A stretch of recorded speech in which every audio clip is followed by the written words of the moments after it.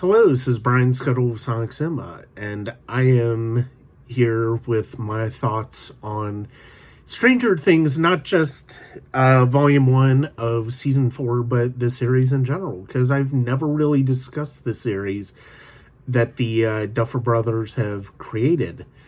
I first started to watch Stranger Things, I think in 2017 or 18. I think it was around before season 3 tried to start up. I started to watch it with my friend Ron. We got a few episodes into season 2, and then kind of never picked it up from there. Before season 4 started, my wife Meredith and we started to binge it, and we went through all 3 seasons, and then subsequently the first 7 episodes of season 4. when Ron and I first started to get into the series, we didn't stop watching it because we weren't necessarily interested. Just we never were able to pick it back up after that, and it's a shame because of the fact that it's a really interesting. It's a really interesting series in the way that it explores genre from a perspective of nostalgia, from a perspective of like influences, while also telling the story of really interesting characters. I do think even though some of them are certainly more interesting than others, I think that the main characters of Mike, Will, Lucas, and Dustin, it's a very compelling 4 main characters.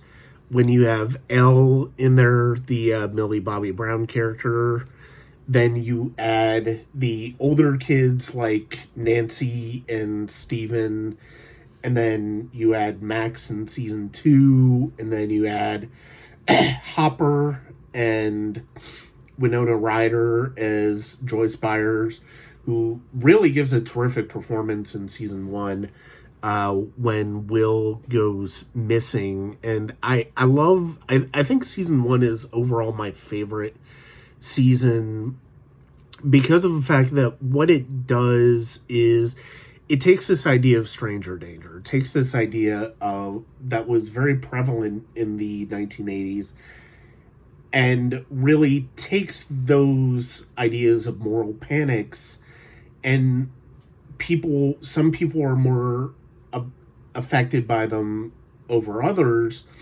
and really turns into very compelling drama.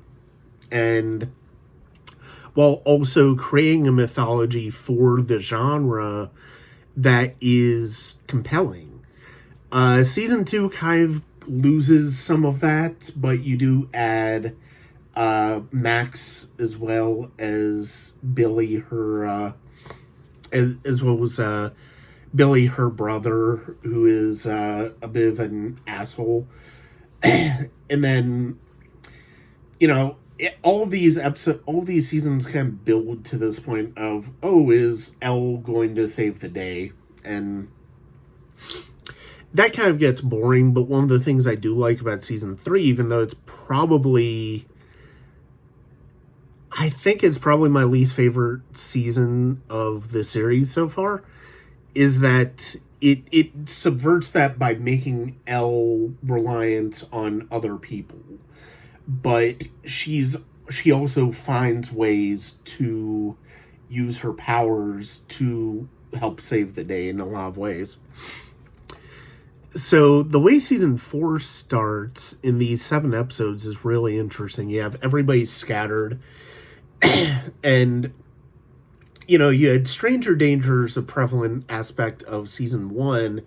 In season 4, you're really starting to get into the idea of D&D being a force of satanic energy in the town. You're getting into satanic panic, and that's one of the things that's really compelling about season 4. It's one of the things I really like.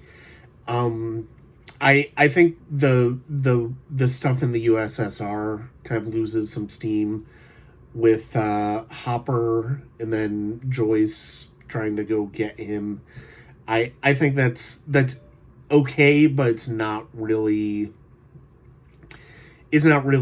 that interesting. It's my least interesting story thread of the entire of the bunch. This one, basically, whenever the series centers around Hawkins, I think that's when it is the most interesting. I do like Vecna as a villain. It's a fascinating villain, and I can't wait to see how they pull off the last two episodes of this season.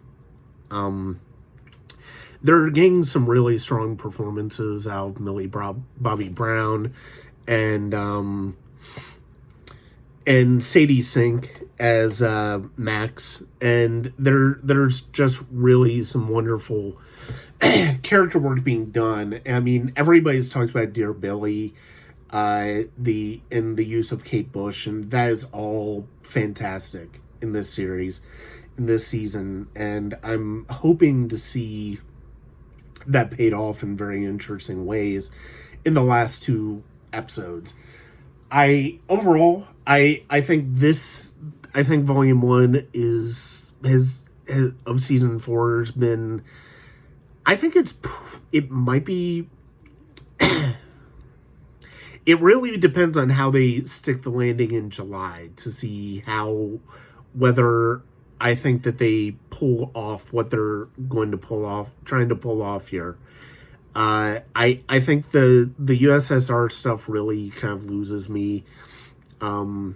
It's not as interesting as any of the other story threads, because it has nothing to do with the children, which is a shame because of the fact that, I mean, Joyce Byers and the Winona Ryder performance is one of the best aspects of the show, but I feel like they're kind of losing her on this and trying to lose the idea of what she should be doing on this show if it has nothing to do with Will. So those are my thoughts on Stranger Things, both the series in general and season 4.1. I do, a lot of the moments that people resonate with in terms of season 4, they resonate with me too. Me as well. And I can't wait to see what the last two episodes bring in on July 1st. That's it for my thoughts on Stranger Things season 4 part 1 and Stranger Things in general. I'm looking forward to those last two episodes. And this is Brian Scuttle, and I'll probably have some more talking about TV in the future. We'll see. I know I've got Obi-Wan Kenobi that I'll be reviewing here on the main site. But for now, those are my thoughts on Stranger Things, and I hope you enjoy.